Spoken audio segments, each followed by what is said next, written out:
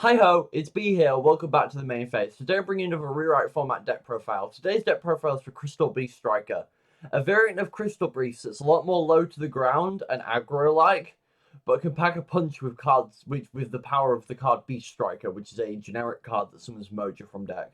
Before we get into the profile, I'm here to remind you to join rewrite format. There's a link in the description below. We're a fun fan format, and we're releasing our newest set, the mini set once, very soon. And also remind you to subscribe to the channel, like, and comment. Thanks, let's get into the deck profile. Alright, so this is a list. This list was provided by Malleus, who won a tournament with this. It's our last tournament. So, let's just get into it. So we've got two King of the Beasts. This card's kind of crazy. The issue with it is that if you don't have Beast Striker when you have this in hand or in graveyard, it's kind of a dead card. But the card just does so much, just if you can use it, that it's just way super strong. Then the main star of the deck, which is Beast Striker. Beast Striker's effect is to discard a card to summon Mojo from deck. This is really powerful because then Mojo floats back into either the Beast Striker if they kill it before they kill Mojo, or into one of the Crystal Beasts, which are Topaz Tiger, Sapphire Pegasus, and Amber Mammoth. The also combo of this is that you can discard a King of the Beasts and then summon Mojo and then tribute Mojo to revive the King of the Beasts from the graveyard. It's a very poignant card, is what I'll say. You should be familiar with Sapphire Pegasus. Basically, when you play it, you can just place a Crystal Beast from your deck into your spell trap zone.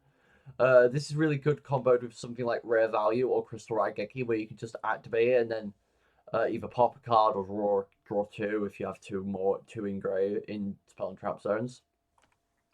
Got a couple of copies of Black Brachioos. Black Brachioos is a really powerful monster. It's just a generic staple. You can just turn something that might be big and threatening into defense, like King of the Beasts, for example, and then just beat over it. Two Ambermouth. This is definitely the weaker of the Crystal Beasts in the deck, but it still has a good use if your opponents are trying to attack your Topaz Tiger because it's only 600 when it's being attacked.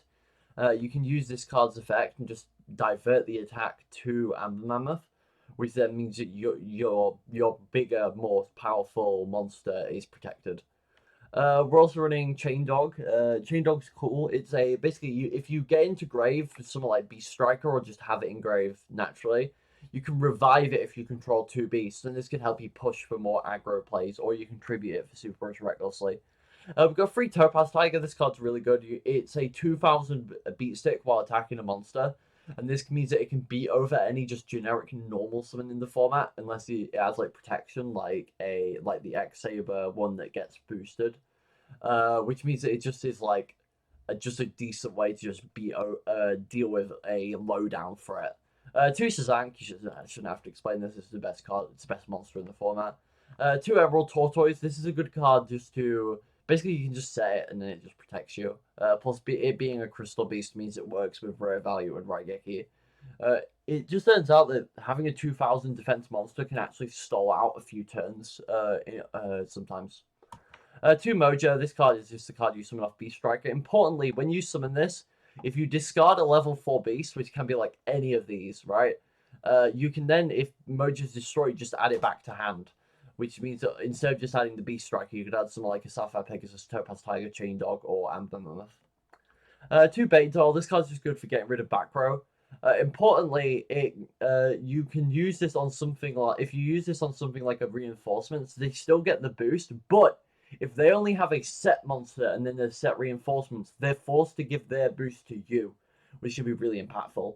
Rare Value is a really powerful card. You basically just go you don't go plus, but because the Crystal Beast is sitting in your spell trap zones, not really doing much, you basically lose less tempo than if it was discard a card. While getting drawing two is just such a powerful effect that it's worth it. Double Cyclone's much better in this deck than some other decks because you can pop a Crystal Beast that's sitting there, which means that you don't really necessarily lose a card while they lose a important card, like for example a Jurassic World, for example, against Dinos. Two reinforcements. This is really good with something like Topaz Tiger because a lot of the big tribute monsters, except like Skull Archfiend, are 2400 or lower. And this plus Topaz gets you up to 25. Plus, just using it on something like a Beast Striker or a Sapphire Pegasus is just a good battle trap where it can just win you a battle, which is like very powerful. Best trap in the deck, in my opinion, is Super Rush Recklessly.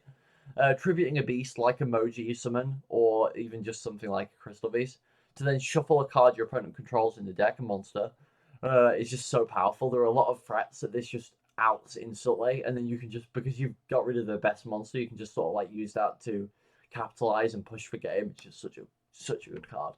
Running 2 Trapple Spikes. This card is just generically good. It does not really need explanation.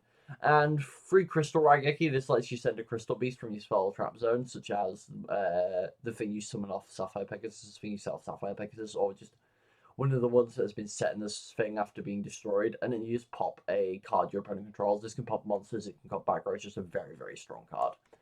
And we got Destruction Jammer. Destruction Jammer is just a protection card. It helps in aggro pushes because it can protect your monsters from your opponent's trapped hole spikes. For the side deck, we've got Electa. It's just a strong card against decks that use the same attribute. The third Black Brachios and the third Rare Value. These two are just like good ways to. If you need to like play against aggro, you can put in Black Brachios. If you're playing against a more stally deck, you can put in the second Rare Value. We've got 3 Sea Otter. This is really good against big monster decks like Roids and Gishki, because you can just summon it and you can make their attack 0. The only downside is that this monster itself has 100 attacks, so it's a bit vulnerable. But as long as you're dealing with a threat, it can be worth it. We're running the third Bait Doll, just again, if you're playing against a back row heavy deck, you want to have that. We're running 2 Twister against back row face-up back row decks, you want to run this. And we're running 2 Interdimensional. This is good for protecting your own monsters, such as your Beast Striker. If your opponent's playing something like 1900s, like Beta Deck or Dino, it can protect your monster for a turn, which then can lead you to getting an advantage.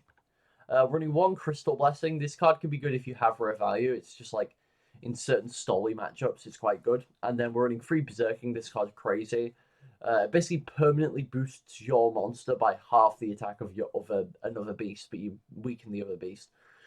Because it's permanent, it can just swing games so hard. It's really good. Plus, it's in a continuous spell, so you can just repeatedly use it on your turn, then their turn, then your turn, then their turn. Okay, thanks. Okay, guys, thanks for watching. As a reminder, join Rewrite Format. It's good. It's a fan-based format. We're trying to release mini set 1 very soon. And like and subscribe, and thanks for watching. So, bye.